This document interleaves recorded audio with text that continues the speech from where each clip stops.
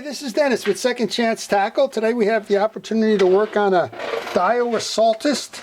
This is the 20H. It does not have the level wind feature. It is a high-speed 6.1 to 1. And we're going to show you how to take this one apart, how to service it. And as a side note, the Saltist 20H shares the same design and manufacturing and layout as the 15H and the 30H. So if you have one of those models, follow along. You'll see how to take apart the reel, how it's made, how to do a base service on it, and how to reassemble it. So I'm starting by removing some of the external features. I've gone to the web and I've pulled the schematic. I recommend that for anybody who's going to take on a reel, just because of the complexity of some of these reels. Know where the pieces and parts are, know where the order and the sequences of them are. And this one was actually available right on the Daiwa website. So you can go out there and under the support or services and you can find the schematics to these. So if you get stuck along the way, you have the exploded view.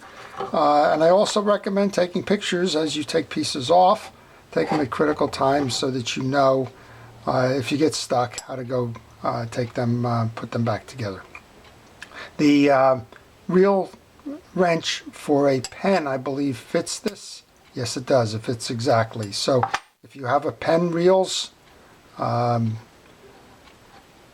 wrench, you can take the nut cap off of the Daiwa here. When I take that off, you'll notice a couple of things. I have a protective glove on my hand to keep the lubricants off. I also have a couple of parts trays on my table here. I do like to put all my parts there. It's a centralized place for those, and I can have one simple place to find them when I go to reinstall. Okay, we're going to take the star adjuster off. This has got a lot of different pieces and parts underneath this, so you want to pay attention to how they come off, and you want to pay attention to how they go back on. This should be a center washer here. It should pop out any moment now. I think that this one is separate. We can leave it inside the star washer or the star adjuster. Yeah, it's got a little rubber sleeve on it, but there's a washer in here. Then you have the star adjuster. Then you have a click mechanism going on. This is fairly standard for a Daiwa. There's a little V-shaped deal. It's got two clips on each side. You want to remove that next. Then there's a series of tension washers that should be on there. If you can't get them this way, when we take the side case off, they'll come off. We'll actually leave them in there for now. Okay, there's 4 side plate screws here. Also on these lever reels, the ones that have the higher leverage, this case the 6.1, I always check the back, because even though the Saltist doesn't have the screws here, other manufacturers do have the screws on this side, and sometimes you fool yourself into thinking it's the 4 and you start trying to pull the case and it won't come off, and that's because there's 2 that are behind it. I think Shimano is one of those manufacturers on some of its models that have exactly that.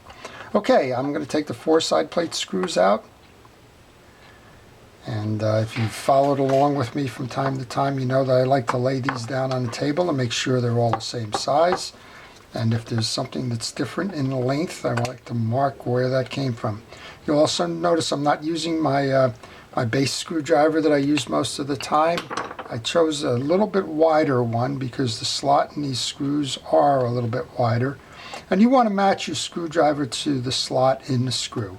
Get as close to that as possible so you don't risk getting it worn out or uneven. And we got 2 screws that are the same there. I'm guessing that all 4 of these are the same, but without if you haphazardly put those things into your parts tray, then you go to reinstall and you find out that one is shorter than the other or one is longer than the other. You got a little bit of a guessing game going on in terms of where did it come from, and it'll either not work properly when you go to reinstall, or it'll take you a while to go figure out what the sequence was. So we've got 3 in a row that are correct. You could also look on your schematic. Imagine if I looked up on the schematic right now, it would tell me the 4 screws are needed and they're all the same part number. But that don't need to do that at the moment. Okay, last one. That should free the side plate now.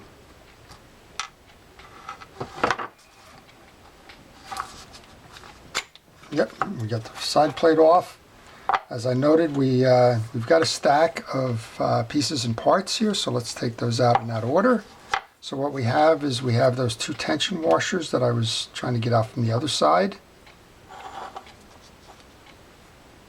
Then there's a small cap washer that kind of goes on the track of the ball bearing.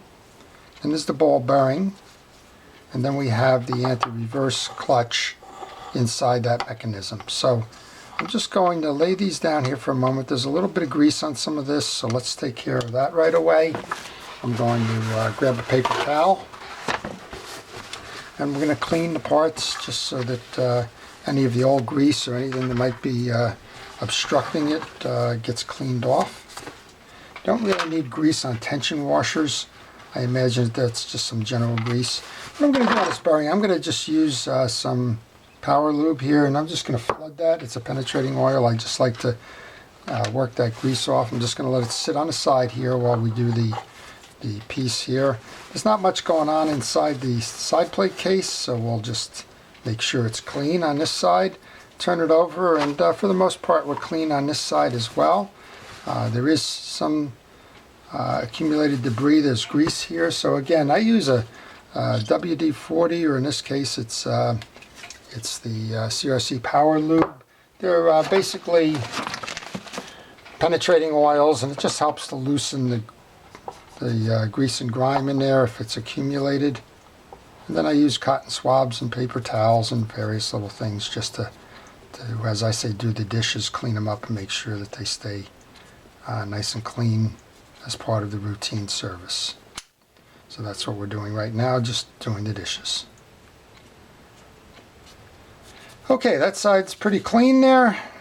Make sure we get it down here in the gear well. Take my paper towel and dry all of that off.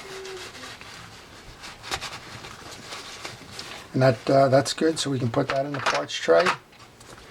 It looks like we've bled out on the bearings, so I'm just going to clean that up. I'll put this in here, and then we'll pick those 4 side plate screws up that we had on the table. We'll put those in as well. Okay, this is a high leverage reel. You can see the difference. You can see a huge main gear and bearing stack. We have 2 yoke springs, and we have the yoke. I guess we have to take the main gear off before we get that yoke out. We have a collar next. We should be able to pull up on the main gear to get that out. If you had any questions about whether you could pull up on the main gear, go back to the schematic. It'll show you the sequence there.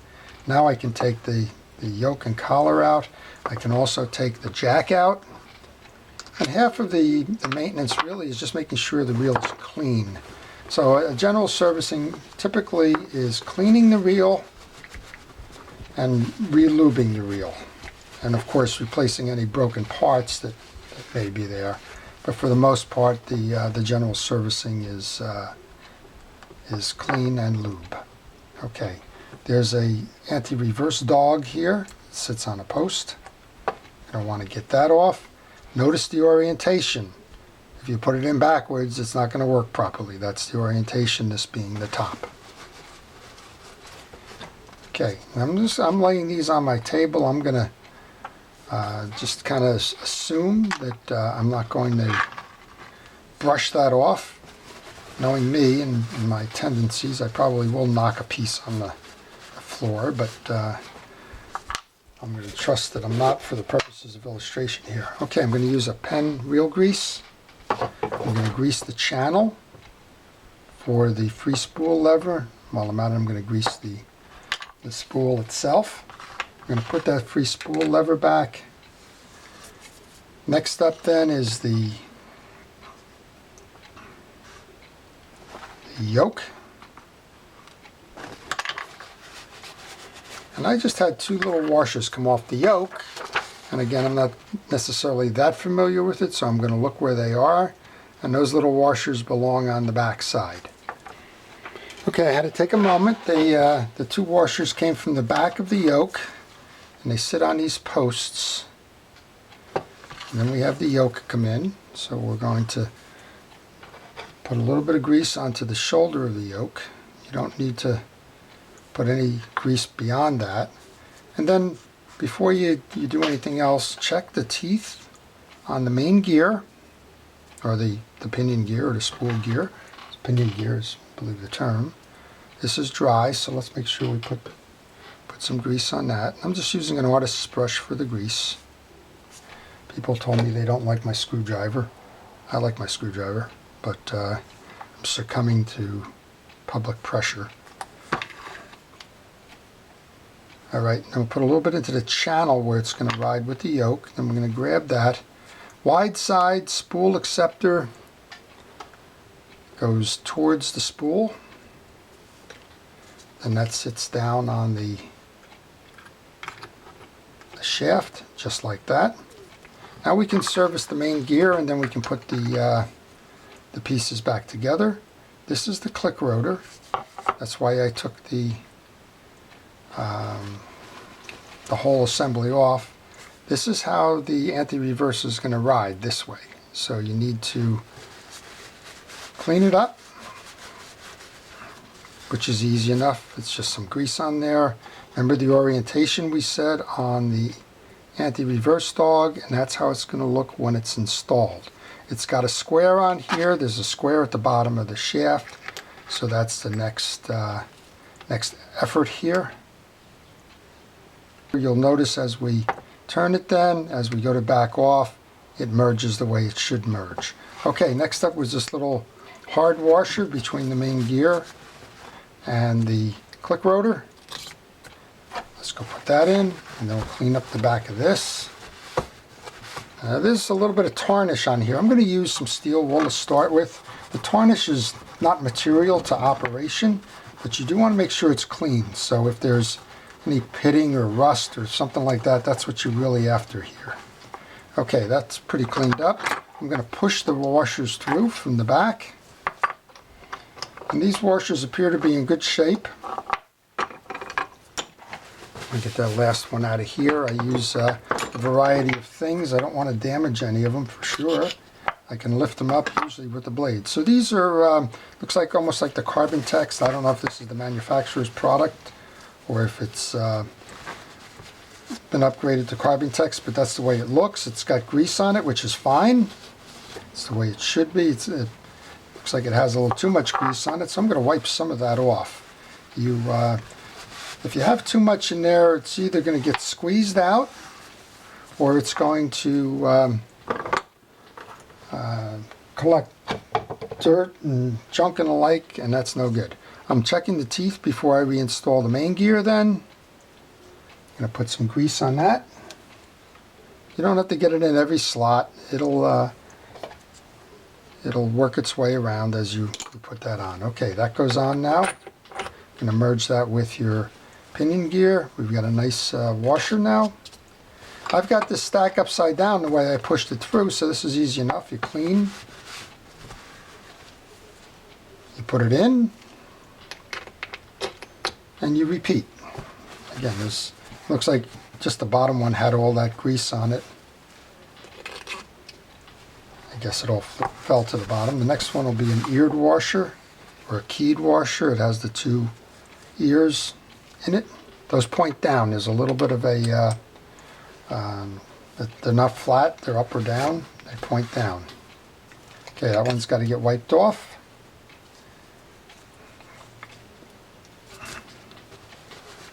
One more set here. Nope, just one big one. Okay, that's the top washer. And the top washer has an indentation in it for your that cap that we took off, this cap. Okay, so let's reinstall then. We've put the main gear back on. We have two more pieces that go internally. Those are the two springs that hold the yoke together. They sit on top of the posts like that. And we can go ahead and align this. Now, you want to make sure that your eccentric jack is in the up position and that your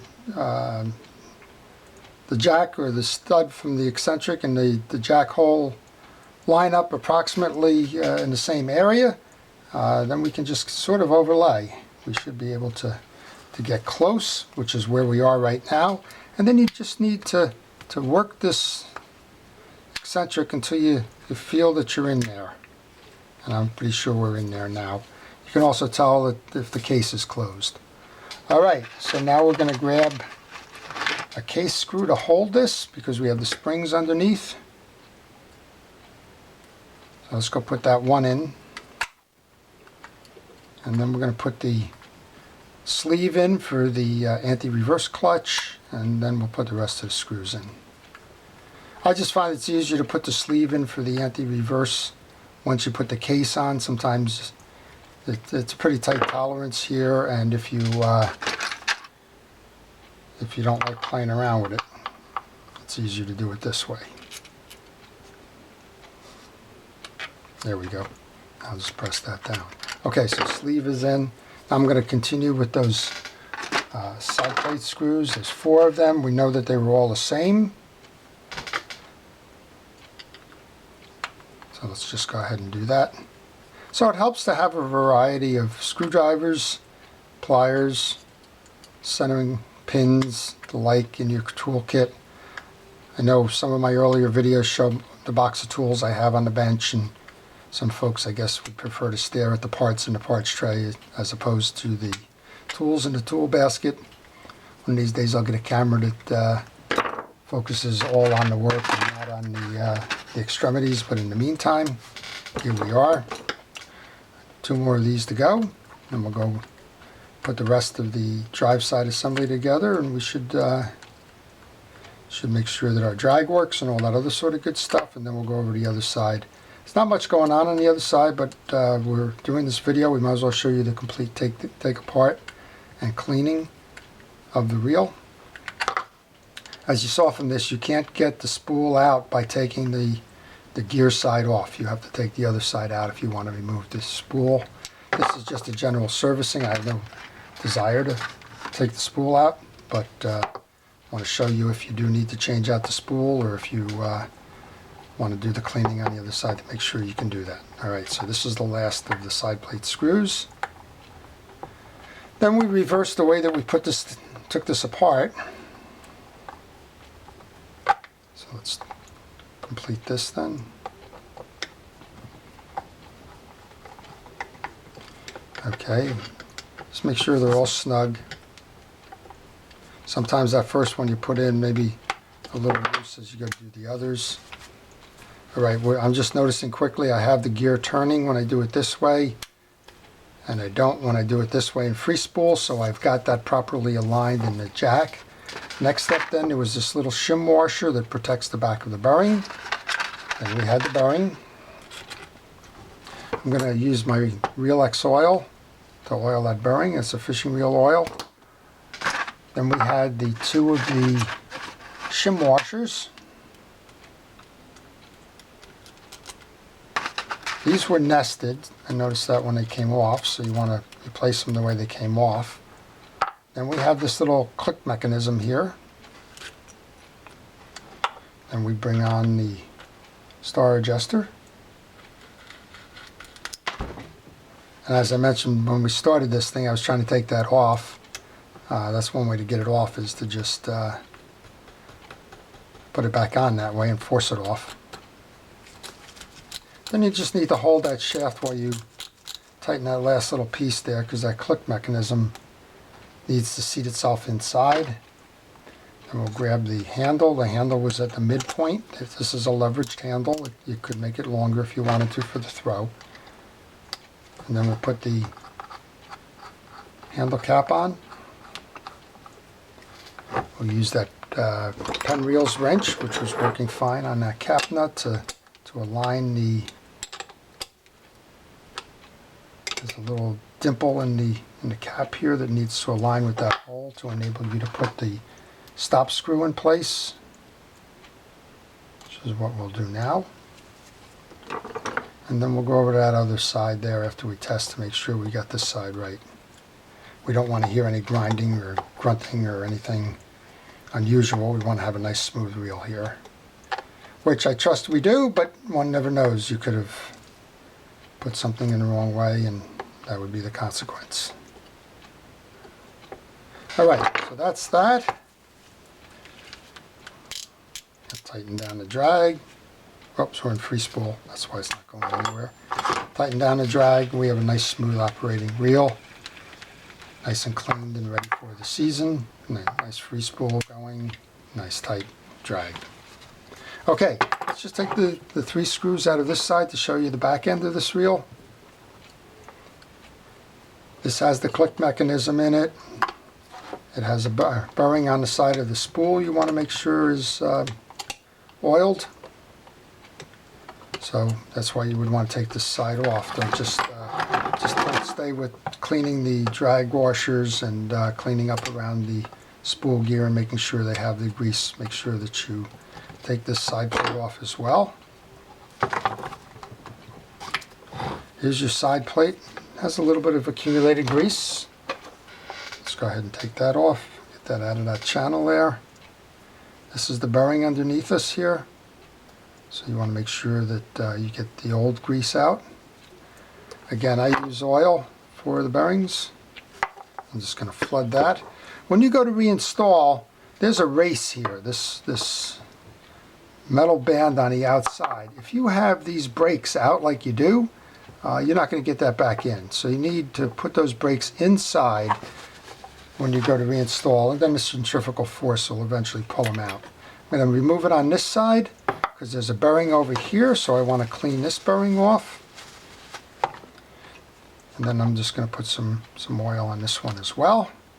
Now I can reinstall that spool. I'm just going to clean this here as well. There's a little bit of shellacked grease on the spool.